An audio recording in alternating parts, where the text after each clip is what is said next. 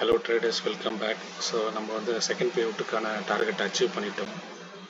என்ன பார்த்தீங்கன்னா டார்கெட்லாம் இல்லை, அதாவது 6% நம்ம வந்து ஃபஸ்ட் பேவுட்டு செகண்ட் பேவுட் எடுக்க முடியும். இது கோட் ஃபண்டடில் வந்து ரூலே இருக்குது.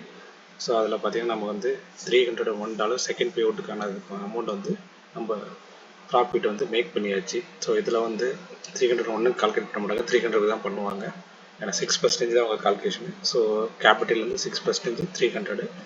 ஸோ எனக்கு $240 வந்து எனக்கு வந்து வரும். ஸோ இந்த பே அவுட் டேட் பார்த்தீங்கன்னா நம்மளுக்கு வந்து ஆகஸ்ட் 5th அன்னைக்கு தான் எனக்கு வந்து டேட் கொடுத்துருக்காங்க. ஸோ அந்த டேட் அன்னைக்கு நம்ம வந்து இந்த பே அவுட் வந்து எடுத்துடலாம். ஸோ நம்ம வந்து ஜூலை 6th இந்த அக்கௌண்ட் வாங்கணும். ஸோ அதுக்கப்புறம் கண்டினியூஸாக ட்ரேட் பண்ணி ஃபஸ்ட்டு பே அவுட்டு பார்த்தீங்கன்னா $192 எடுத்துருந்தோம்.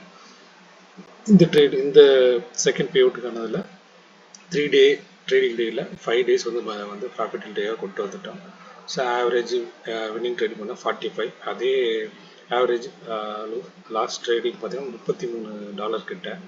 இது வந்து ஆவரேஜாக நம்ம எடுக்கிற ட்ரேட்லேருந்து எடுக்கிறோம். 100% என்னால் எடுக்க முடியல.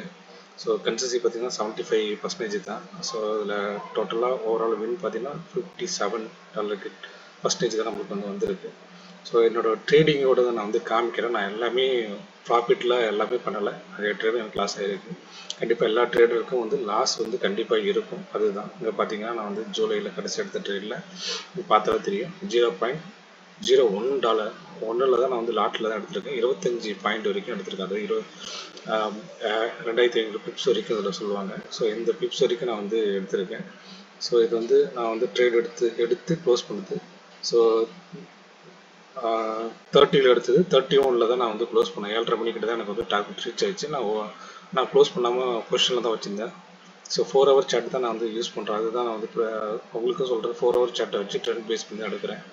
ஸோ அதை பண்ணனால எனக்கு இது வந்து இந்த லாட் சைஸ் கம்மியாக போட்டு டார்கெட் பிக்காக நான் வந்து வச்சுக்கிறதுனால வெயிட் பண்ணி நான் எடுத்தேன். ஏன்னா நம்ம வந்து லைவ் அக்கௌண்ட் வந்து நம்ம ஓன் அக்கௌண்ட் மாதிரி நம்ம வந்து அதை வந்து க்ரோ பண்ணணும். ஸோ அதனால் இதுக்கப்புறம் பே அவுட் தான் வரப்போகுது. நம்ம டார்கெட் அச்சீவ் பண்ணணும்னு அவசியமே இல்லை.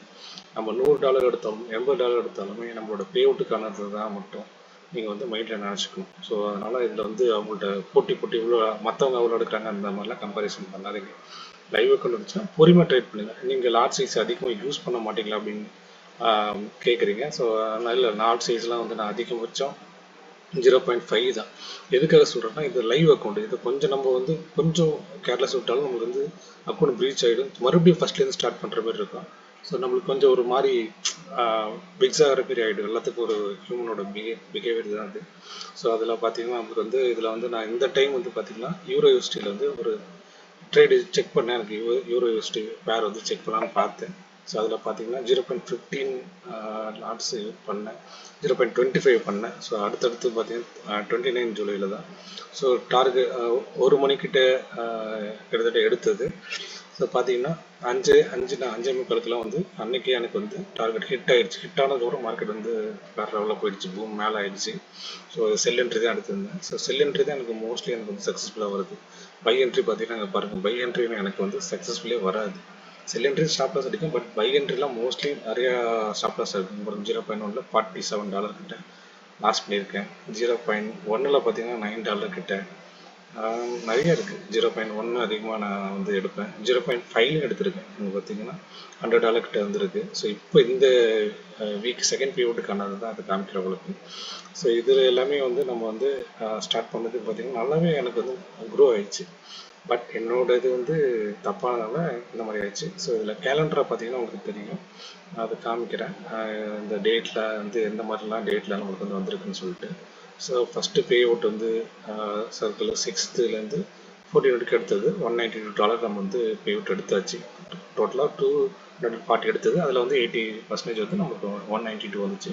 இந்த டைம் பார்த்தீங்கன்னா 22லேருந்து எனக்கு அக்கௌண்ட் வந்ததுக்கப்புறம் பார்த்தீங்கன்னா நான் வந்து 175 எடுத்துட்டேன். அதுக்கப்புறம் பார்த்தீங்கன்னா 27, 28ல் வந்து 28 தான் பிக் லாஸஸ் ஆயிடுச்சு. டோட்டலாக ஓவர் ட்ரேட் பண்ணி இந்த மாதிரி ஆயிடுச்சு. பட் ஸ்டாப் லாஸ் போட்டதுனால எனக்கு கம்மியாக அதுக்கப்புறம் நான் ட்ரேட் பண்ணக்கூட முடிவு பண்ணேன். ஜஸ்ட் $3 கிட்ட வந்ததுனால எனக்கு வந்து அக்கௌண்ட் ரீச் ஆயிருக்கு. ஸோ கண்ட்ரோல் பண்ணி நெக்ஸ்ட் டே பண்ணிக்கலாம் அப்படின்னு சொன்னதுனால நெக்ஸ்ட் டே வந்து 13 ட்ரேட் எடுத்துருந்தேன். ஸோ ஆல்மோஸ்ட் எல்லா ட்ரேடும் ப்ராஃபிட் தான்.